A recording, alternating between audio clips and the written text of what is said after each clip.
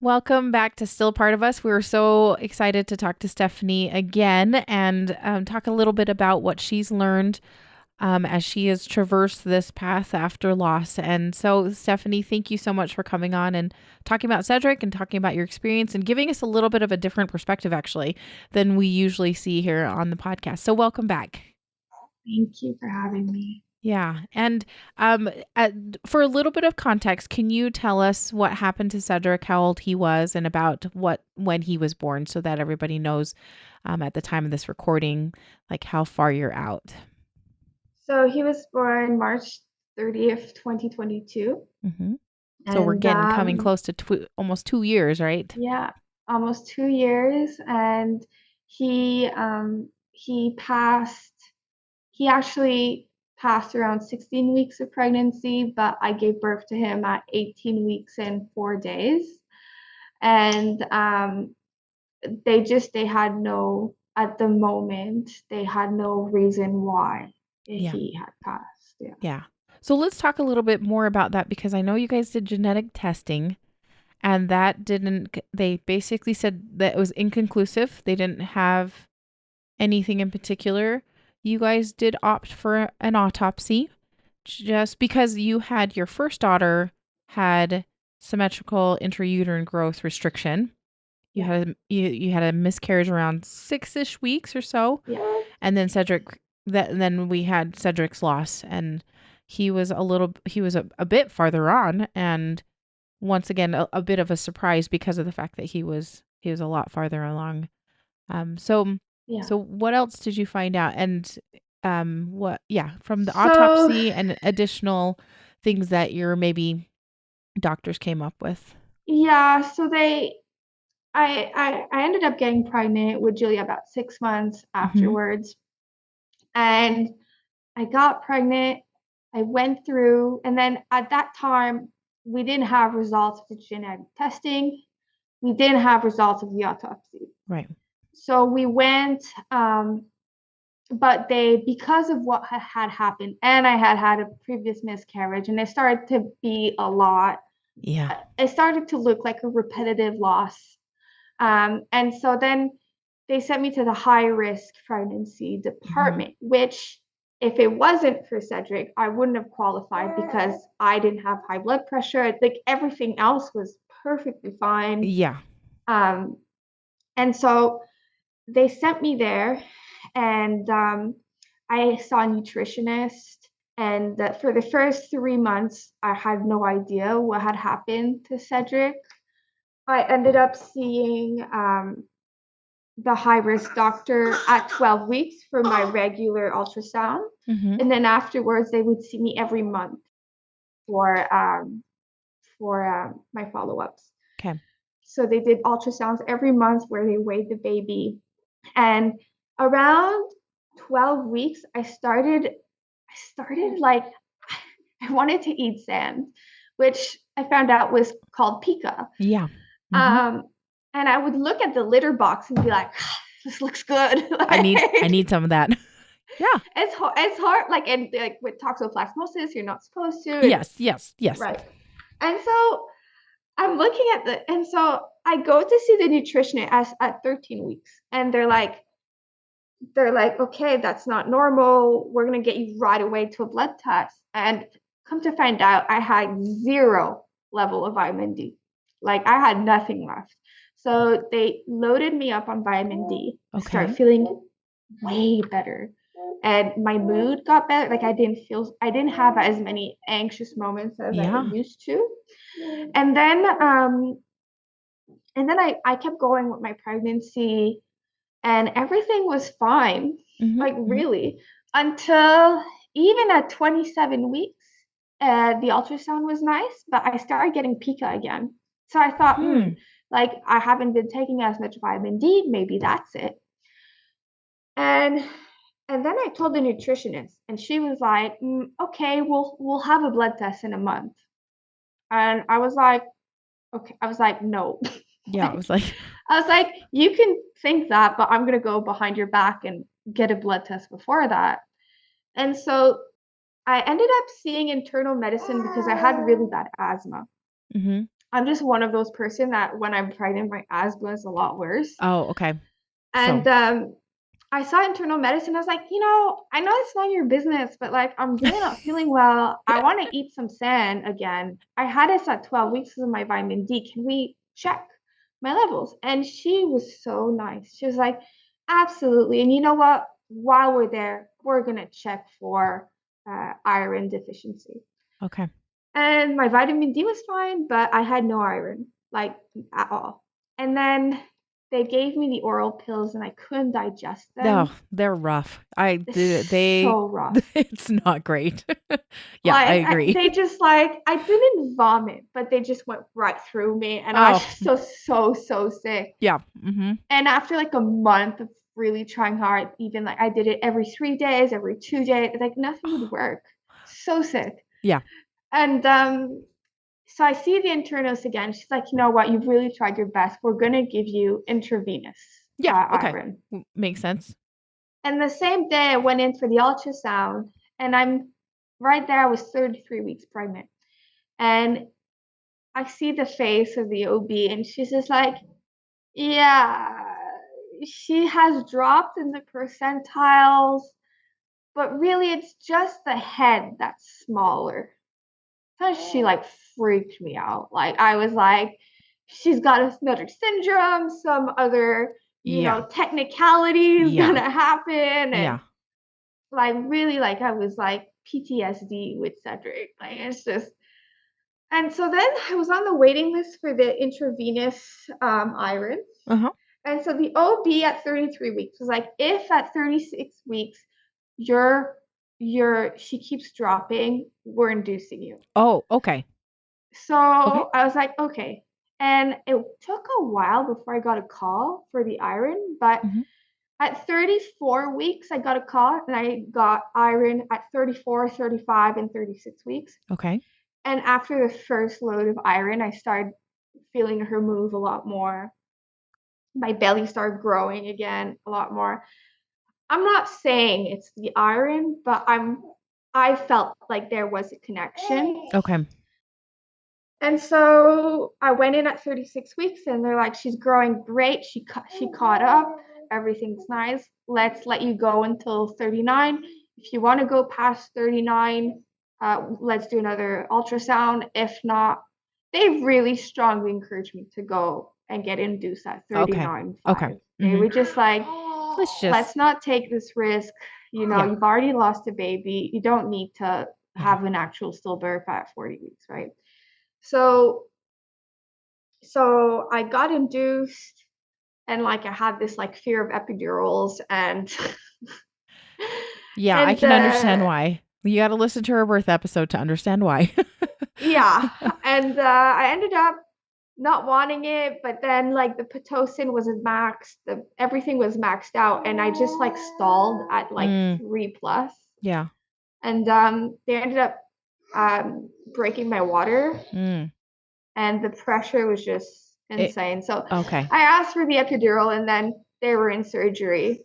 I ended up getting it at like 8, and by the time they went like, "Ma'am, you've waited so long that we're not sure it's gonna work for you. We just want you to be aware." And I'm there like Of course. screaming, Of course. screaming, and it ended up working when I started pushing. Oh, okay. Okay. So I tell people I almost did it natural. Yeah. Oh, yes. It was like 95% natural. Come on. It's so funny. Like I knew like I had to stand up for it to progress quicker, Yeah. but I was like in a ball, like Mm-hmm. hoping the anesthesiologist would come in. Oh.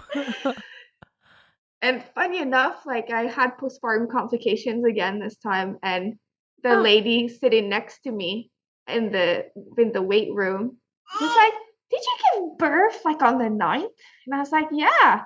She's like, "Oh my, you're the girl I was screaming all over. We felt so bad for you." And I was like, "Okay." I'm well known. And then, like, oddly enough, I kept seeing this woman again. Like 3 months later, I sold like a bounce like a some bouncer on black Yeah. market, and she bought it, and she's like, "Oh my God, you're the screamer!" I was Gosh, you're like, like, thank "Okay." you for reminding me And then I that I didn't saw get her my just avatar. last week at the vaccination What? clinic. Like, such a small world. I know, seriously. That's bizarre. Totally. Yeah. But yeah, and then oddly enough, so give birth to Juliet, and she's fine, she's adorable. And And no issues with growth. Like she was good size. she was small. I She was mean, she was small. like in Okay. the 20th percentile. Okay. But she wasn't like in the second like Annabelle was. Yes. Okay. She did have a little like a eye syndrome called Duane syndrome, Mm-hmm. where the right eye can't turn to the right. Oh, The right eye can't turn to the right. okay. It can't turn outwards. So it's not significant, but from what I hear, like it doesn't run in families. It's just like you had bad luck. Yeah. Okay. Okay. But she's fine. She's great. But ended up about 3 months ago, my eldest daughter got really sick, and we think that she got rotavirus from her little sister's diapers, Oh, yeah. because Okay. she's a big time sucker. And from what they say, if you don't disinfect like with alcohol, you're changing pad, and your toddler touches it and puts their Yeah. hand, Yeah. then It they get happens. it. Yeah. But she was sick for like 10 days, and she was vaccinated for rotavirus. And we were sort of not understanding. And then it just kept going on and on and on. It would Yeah. not leave. After 10 days, she was fine for 3 days. Then she was sick again. Then she was fine for 2 days. She was sick again. And it would go on like that. So they tested her for celiac disease. Oh, And I get a call 2.5 weeks later, and they told me, we're never going to get an answer on celiac for her. And I was like, why? And they're like, well, she doesn't have any IgAs, which is like immunoglobulin type A. yeah. And so this means that she's immunocompromised. So Yeah. IgA is like basically found in your respiratory tract, your sinus, your ears, your digestive tract, and your reproductive tract. So all of that's affected by it. And that's why she got so sick on rotavirus, and that's why the rotavirus vaccine was not as effective. Yeah. Okay. Yeah. Again, like I'm resuming this. I'm not the expert, but this is my understanding. And so we've been referred to pediatrics and immunology, Yeah. where the pediatrician was like, you know, I don't think she's that sick. Was very upset by that meeting, because I haven't been sleeping for 3 months because I've Yeah. been picking up her puke and her diarrhea. So Yeah. Yeah. You're like, oh, she's sick. yeah. And then she sent her for another blood test, calls me back again. It was like, yeah, she's low IgA. Like, this is real. And I ended up getting tested for low IgA, because as I was reading up on it, I was like, oh my God, this is me. Like, I get infections all the time. Even like when I was giving birth, I've always wanted to try the pool out, but I'm so scared of getting infections that I was like, I'm not even trying it. I don't want to like risk Mm-hmm. getting another infection. Yeah. But I would get infections anyway. I can go through about 8 to 14 antibiotics per year. Whew. Wow, that's a lot. Holy cow. Yeah, I mean, some years, like before I had kids, I would maybe only go like through one or two, Yeah. Oh, because I but wasn't yeah. exposed to viruses as much. Yeah. It's But like, when she got into daycare, oh I yeah. went through 14. Oh, 14. As I almost told daycare, I think I'm gonna stop sending her because I'm afraid for my health. Like that's how bad it was. yeah. And and I got tested. I ended up being low IgA as well. And when you're low IgA, you've got 10 to 20 times bigger odds of getting an autoimmune disease such as Yeah. celiac. Yeah. And I did the genetic testing for celiac, and I do have the genes for Oh, celiac disease. okay. And I'm now waiting for a celiac intestinal biopsy to Mm. confirm celiac. So that's what my daughter and I are in line for. But basically, all to say that as I started looking up celiac, one of the symptoms was miscarriage and infertility. Yeah. And it sort of, for me, Wow. gave me a lot of closure for Cedric because in my gut, after losing Cedric, I knew something was off. I knew something was off with Annabelle. I knew something was off. And for celiac as well, you can be IUGR also, have low birth weight babies Yeah. and all of that. So for me, it was like this sort of aha moment, like, wow, like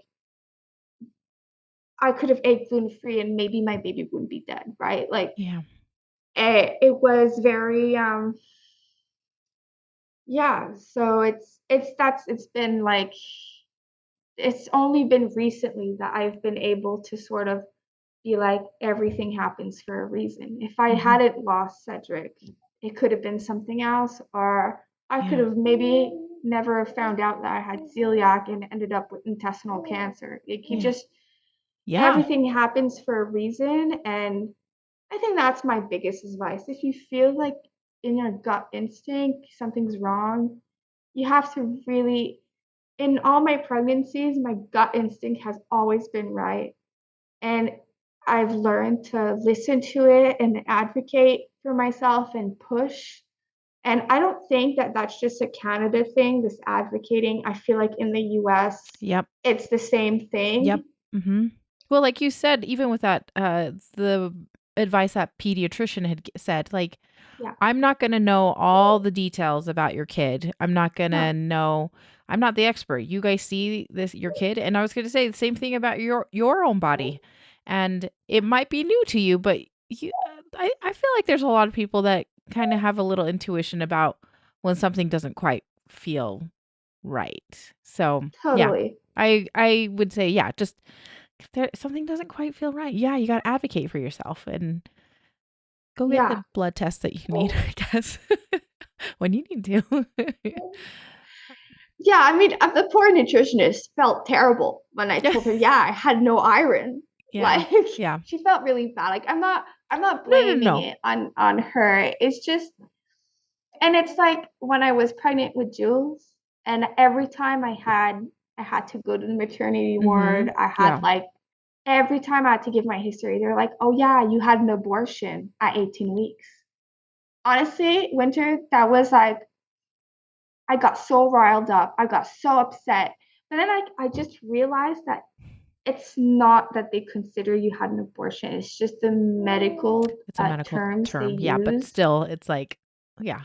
It's It's very offensing.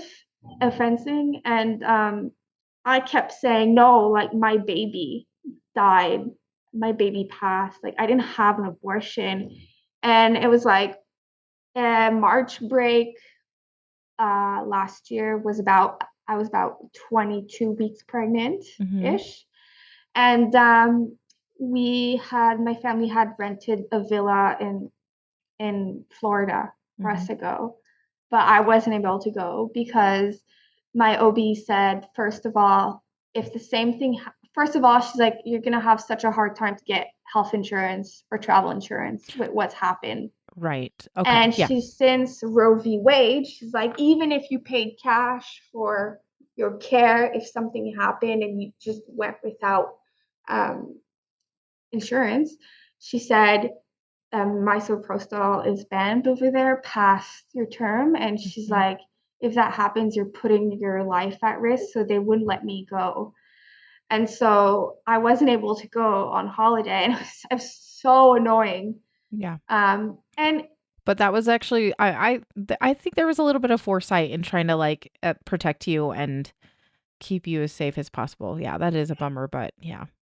yeah, I mean, Yeah. obviously, but yeah, it's just, and living all of that, especially going through Roe v. Wade, like, I don't want to get too political about it, but, it's just, I don't consider myself having an abortion. That medication saved my life.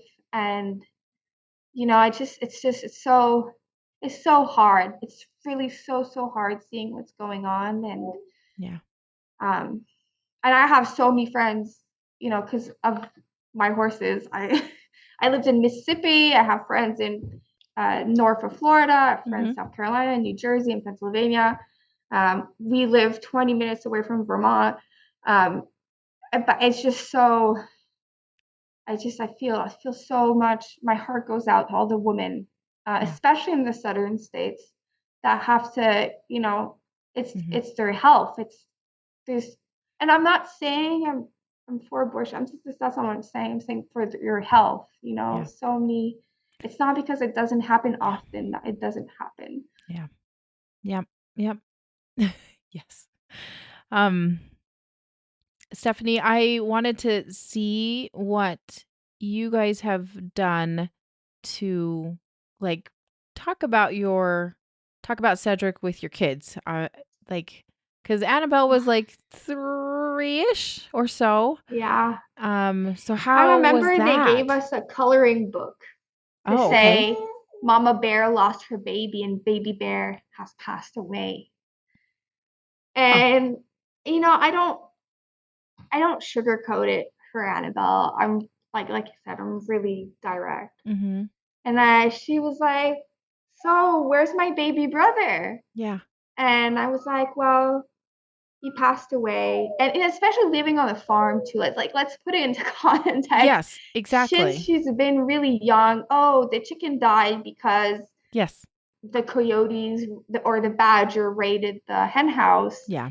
I can't, like, when she sees, our dog died, everything. So I just thought I can't sugarcoat it. She knows about death, right? Yeah. So mommy lost a baby and your baby brother's in heaven, and Yeah. one day we'll see him again, but not right now.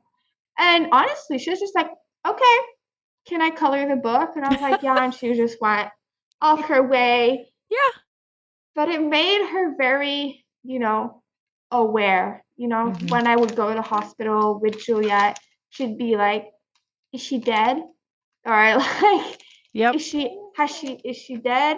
Or, Yeah. or yes, I have to be careful with my little sister because she could die. Like, Yeah. Little she's kids are that very, way. Yeah. They're just like matter of yeah. fact. Yeah. This is the thing. So, But it didn't, being honest and direct with her, she didn't cry. I'm not saying that all the kids would be like that, but she wasn't like, she didn't have like a big emotion, she yeah. was just like, okay, let's move on. Yeah. This is the way it is. Yeah. Yeah. That's kind of yep, that's little kids. I was like thinking about my daughter and yep, she sure was she's really sad, but then she's pretty matter of fact about it nowadays. So, Yeah. um I was also going to I know you mentioned in the birth episode that your husband really was ready to just go forward. Yeah. He didn't want to think about it too much after Cedric passed away. Yeah. And so how have you guys dealt with this grief differently? Like how has he dealt with it? How have you dealt with it? I dealt with it by learning about grief, and just a few weeks ago, um I'm sorry, You could take care of her. Go for it. one moment. We will come back to it. It's not a big deal. All right, I got my frozen teethers. No. I'm good. Now she's good. Hopefully. So yeah, she just a few weeks ago, Anderson Cooper interviewed President Biden about grief and everything, and something that stuck to me so much was how when he lost his wife and his son, how his father told him, he kept saying to his father, "Why is this happening to me?" And his father said, "Why not? No, why shouldn't it happen to you?" That stuck with me so much, and it's just basically things like that like, to me, like relating to people and trying to see that other people have gone through it and they've come out on top, and I can as well. as of my husband really sort of closed. He's very introverted. Yeah. Okay. Um, and he's lived through some terrible things in his life, Mm. and he's never really opened up. It's never given him a free pass, you know? He's always kept it to himself, and he is so positive. I mean, Mm. honestly, it's annoying. It's like I'm going I'm going through some of the hardest moments of my life, Yeah. and I just want to like cry and like wallow, and he'll just be like, stop, you have to be positive, everything's going to be fine, it's just a blip, you know, move on, it's going to be fine. And I understand where he's coming from and where like, but at the same time, I sometimes just going through those emotions, and that's something that all the nurses were telling me, were like, you have to really live your emotions. Yeah. And I honestly, I can't tell you how many times I was driving my car and like listening to Ed Sheeran and just crying, And crying. crying. Mm-hmm. And but you know, some songs would make me cry, and like Bam Bam, for some Oh. reason, really helped me get over it, Huh. like over the blues and the Yeah. depression. It just, you know, you want to live your life, and if you're knocked down, like in the song says, oh, love knocked me down, you get up. But if we didn't have all these emotions, we wouldn't really have lived our life Yeah. to the fullest, right? Yeah. I agree. So yeah. Yeah, and people do things differently. Like they mourn differently, and I suspect your husband, since he's been through some trauma, it sounds like, and some other really hard things, and he's probably figured out a way to help him process his own thing. So one of the things that I like to ask is, what are some things that helped you? Like, what are some things that people did for you or said to you that really were helpful or impactful to you? You've already shared a couple of those things, but is there anything else that others did right after Cedric was born that was super helpful? Because people are always asking us, like, what can I do to support somebody that goes through this? Well, I we live on a farm, and Mm-hmm. my dad's quite a lot older, Mm-hmm. and so he's lost some mobility. So in exchange for living on the farm, we do all the heavy maintenance, and Yes. Yeah. he's just there. Yeah. Well, he does a lot, but I mean, he's, you know, But he's limited, right? Yeah. yeah. And so living with my parents, I mean, they have an in-law suite. We have our place, right? Yeah. But living with my parents has, you know, like how they say takes a village, right? Um, to me, having my community Yeah. of people, um, being around, like I didn't have to cook, I didn't have to do laundry, like my mom took care of that. Yeah. That was huge. And I keep Yes. telling my mom I wouldn't have as many kids if I didn't, you know, have you guys. Help. Yeah. Um, that was big, like not having to worry about those things. And I remember my best friend drove down, well, she drove up from Toronto, Mhm. to be with me. And it's like she just dropped everything and like came to me. And Mike kept telling me, if you keep obsessing on these pictures of Cedric, I'm going to delete everything. And so I was like, I Don't. went with my friend, and like she drove me to the pharmacy to print them. And like Oh. that really helped me. And then we like just did a car ride, and we got coffee. Well, she got coffee, I got iced tea. And um, we just drove around, and we were like just having girl talk. And just, I feel like the thing that helps the most is when people don't try to act, I don't want to say act weird, but like they don't try to deny your grief. Like if you can just accept, oh yeah, that happened, oh my God, it must have been terrible, how are you feeling, and letting that person talk. Well, for me, because I'm so extroverted, that really helped me. And like just being okay with me talking about what I was comfortable sharing with them Yeah. helped. And but I had a friend that had a similar situation. She had miscarried at 18 weeks. Oh, And she had told me that that had happened to her, but she never wanted to talk about it. But yeah. just knowing that she had also had gone through that, that really helped me. And yeah, Yeah, I I like mean that. that's yeah, I like what you said about just having some space and being okay accepting the yeah, grief and the sadness and totally. because people usually do kind of have like, yeah, like you said before in your birth episode, everybody kind of freezes.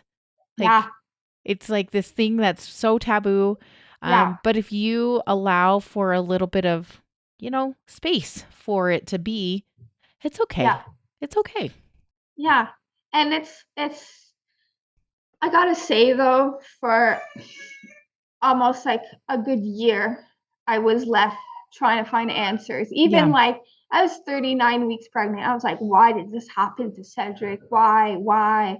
And like my OB even slapped back at me and was like, hey, like you need to get over this and like let go of this. You're not in control. And I mean, I know she was trying to do well, Yeah.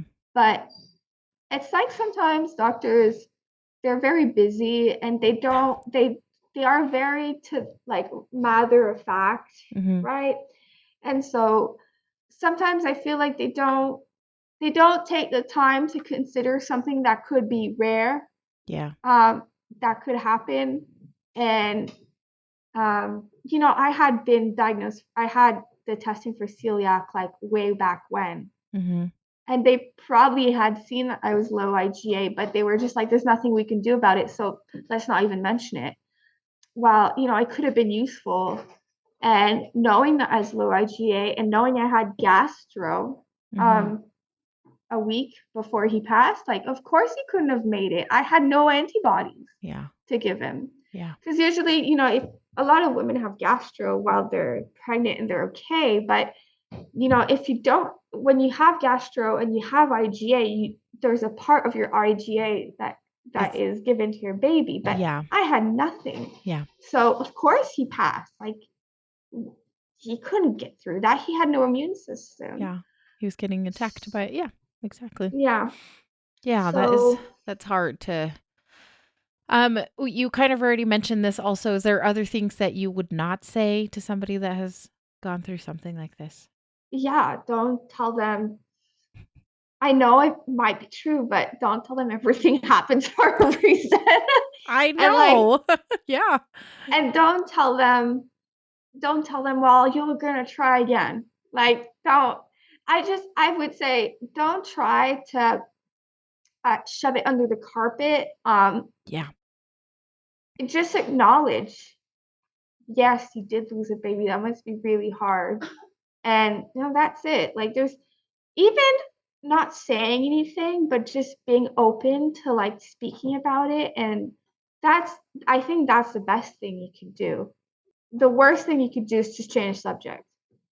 Yeah. Like that's like I had someone say, "Oh yeah, you had miscarriage, eh?"